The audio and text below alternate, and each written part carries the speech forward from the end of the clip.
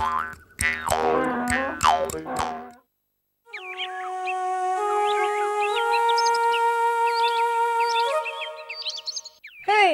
Molly. Hello Sandy. क्या तुम बूढ़ों की बर्थडे पार्टी में नहीं जा रही हो? हाँ, मैं जा रही हूँ। तो तुम पार्टी के लिए तैयार क्यों नहीं हुई? क्या तैयार नहीं हुई? मैं तो तैयार हूँ। देखो, मैंने सबसे अच्छी ड्रेस भी पहन ली है। क्या तुम ये ड्रेस पहनकर पार्टी में जा रही हो? क्यों? मेरी ड्रेस सुंदर नहीं है? ये बड़ी मामूली सी है। क्या तुम्हारे पास कोई और ड्रेस नहीं है? इससे अच्छी ड्रेस? हाँ, रंग बिरंगी, जैसे कि लाल और लाल? हाँ, मेरे पास एक लाल ड्रेस है। रुको, मैं अभी बदल कर आती हूँ। मैं तुमसे पार्टी में मिलता हूँ मॉली। अच्छा, ठीक है।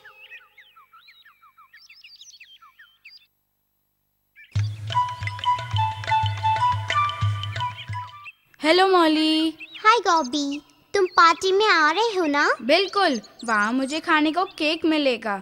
मैं तो जल्दी से वहाँ पहुँचना चाहता हूँ। पार्टी के लिए तो मैं सुबह से ही तैयार बैठा हूँ। हाँ, मैं भी बहुत जल्दी में हूँ। अच्छा, ये ड्रेस कैसे लग रही है गॉबी? तुम्हारी ड्रेस तो ठीक है, लेकिन मुझे इसका रंग नहीं अच्छा लगा। लाल रंग बहुत ब्राइट है। तुम्हारे ऊपर हल्के रंग ज़्यादा अच्छे लगेंगे, जैसे ब्लू या ग्रीन। ब्लू? मेरे पास एक ब्लू ड्रेस भी है, लेकिन सैंडी कह रहा था। जाने दो, तुम्हारी बात मुझे ठीक लग रही है। रुको, मैं ड्रेस बदल कर आती हूँ। ओके मॉली, जल्दी। मैं पार्टी में तुमसे मिलता हूँ। अगर कहो तो तुम्हारे लिए केक भी बचा कर रखूँगा। नहीं, जरूरत नहीं, मैं आ रही हूँ।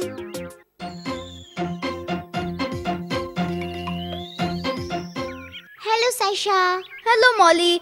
वाह, तुम्हारी ड्रेस तो बहुत ही सुंदर लग रही है।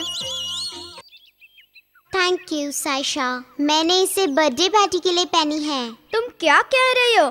तुमने ये ड्रेस पार्टी के लिए पहनी है? हाँ, तुम कह रही थी ना ये सुंदर है। हाँ, पर ये एक बर्थडे पार्टी है। ये खराब हो गई तो तुम्हें किसी बड़ी पार्टी के लिए बचा कर रखना चाहिए। देखो, मैं भी मामूली कपड़े पहनकर आई हूँ। ओह, ये बात है। तुम बिल्कुल सही कह रही हो। मैं इसे अभी बदल लेती हूँ। ठीक है, पर देर मत करना मॉली।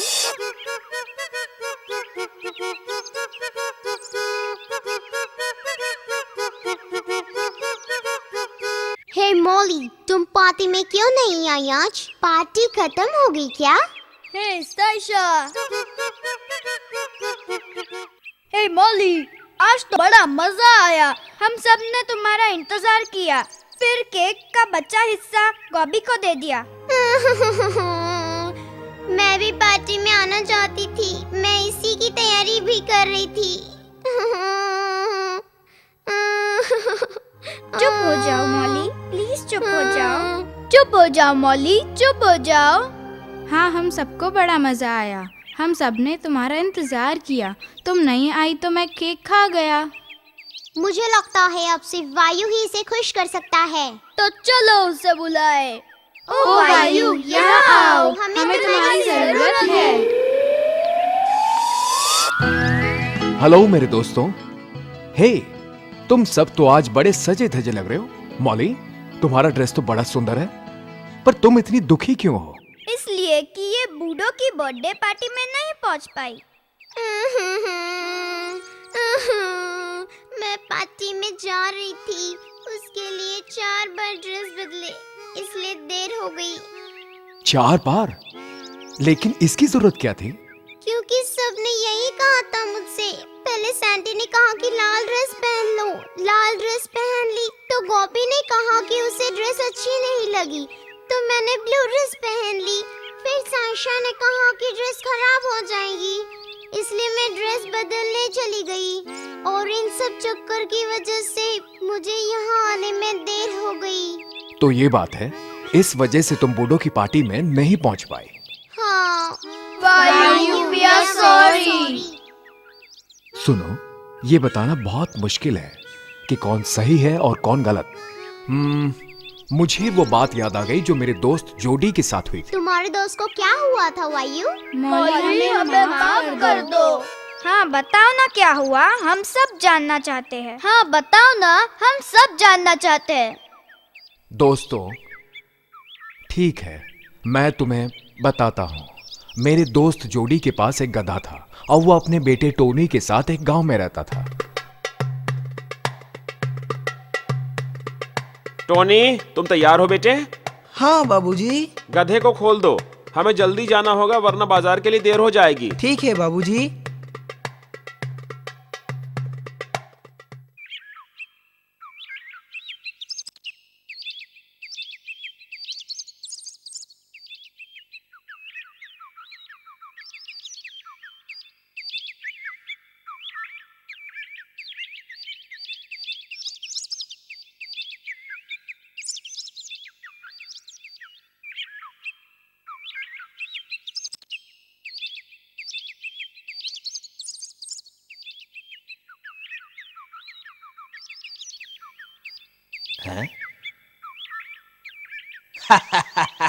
क्या तुम तीनों ही गधे हो?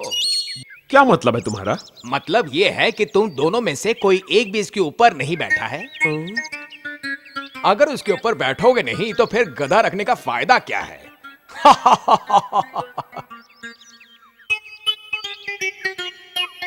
सही कहा, मैं भी यही बात सोच रहा था। सुनो, तुम इसके ऊपर क्यों नहीं बैठ जाते?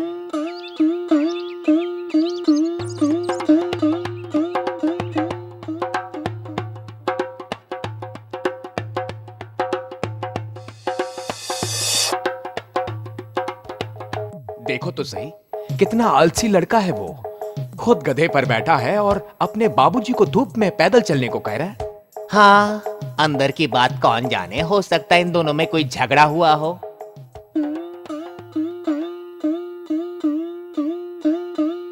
इन्हें क्या पता कि मेरा मेरे बेटे के साथ क्या रिश्ता है।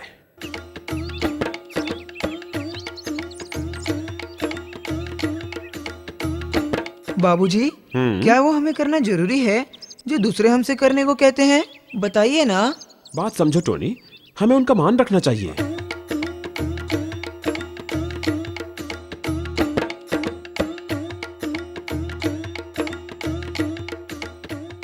अरे उस आदमी को देखो ना, खुद आराम से बैठा है और अपने मासूम बेटे को धूप में पैदल चला रहा है।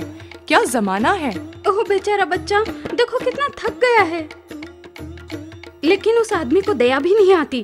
बेचारा बच्चा। लगता है तुम थक गए बेटे। तुम भी मेरे साथ गधे पर क्यों नहीं बैठ जाते?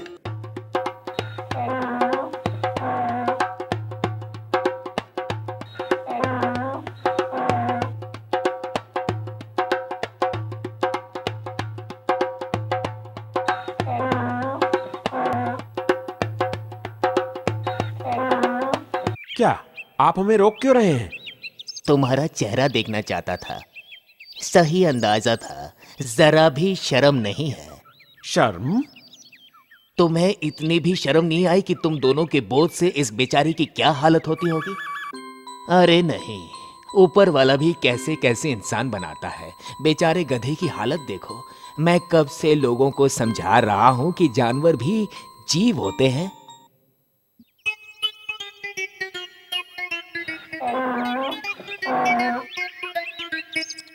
ये बाबा मेरे बारे में क्या जानते हैं? मैंने गधे और टोनी दोनों को हमेशा अपने बेटे की तरह ही समझा है। किसी को मुझे ये बताने की जरूरत नहीं कि गधा भी एक जीव है। अब मैं देख रहा हूं कि ये थक गया है। ये भी पता है कि अब क्या करना है। सुनो, जरा इस खूंटे से गधे को बांधने में मेरी मदद करो।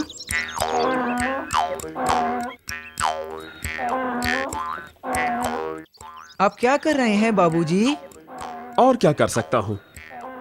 इस गधे को अपने सिर पर तो नहीं ले जा सकते ना। उस बूढ़े ने सही कहा था, गधा भी तो एक जीव होता है। दीम दाना दीम दाना दीम दाना दाना ना दीम दाना दीम दाना दीम दाना दाना ना दीम दाना दीम दाना दीम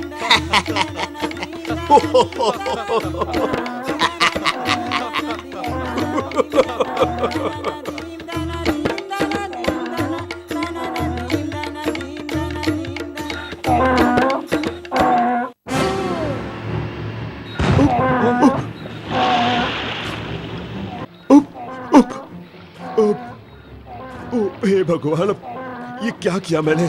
मेरा गधा।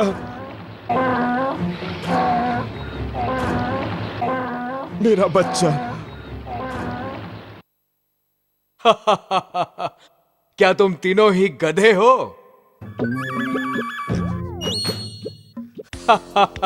मतलब ये है कि तुम दोनों में से कोई भी इसके ऊपर नहीं बैठा है।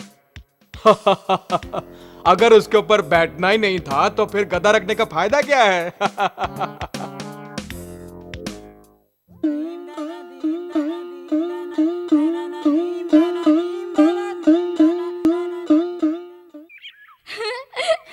ये कहानी सुनने के बाद मुझे भी बहुत हंसी आई थी। तो तुम सबको ये कहानी पसंद आई ना दोस्तों? हाँ वायु, हमें बहुत पसंद आई। वायु, अगर जोड़ी दूसरों की बात नहीं सुनता तो बेचारा गधा उस दिन नदी में नहीं गिरता। देखो, वो एक अच्छा आदमी था, पर उसने सबको खुश करने की कोशिश की थी, पर वो किसी को खुश नहीं कर पाया। मतलब ये कि अगर हम सबको खुश करने की कोशिश करेंगे तो किसी को नहीं कर पाएंगे। ओह, मैं समझ गई। मैंने भी सबको खुश करने की कोशिश की, इसलिए पार्टी में नहीं जा पाई। और केक भी नहीं खा पाई। हम सबको कहानी बहुत पसंद आई। थैंक यू वायु, हम सबको बड़ा मजा आया और ये कहानी बहुत ही अच्छी थी और मैंने बहुत कुछ सीखा भी। थैंक यू वायु। मैं तुम्हें बहुत सी कहानियां सुनाऊंगा। अच्छा तो दोस्तों, अब मैं चलता हूँ। अब जल्दी फिर मिलेंगे। बाय बाय दोस्तों।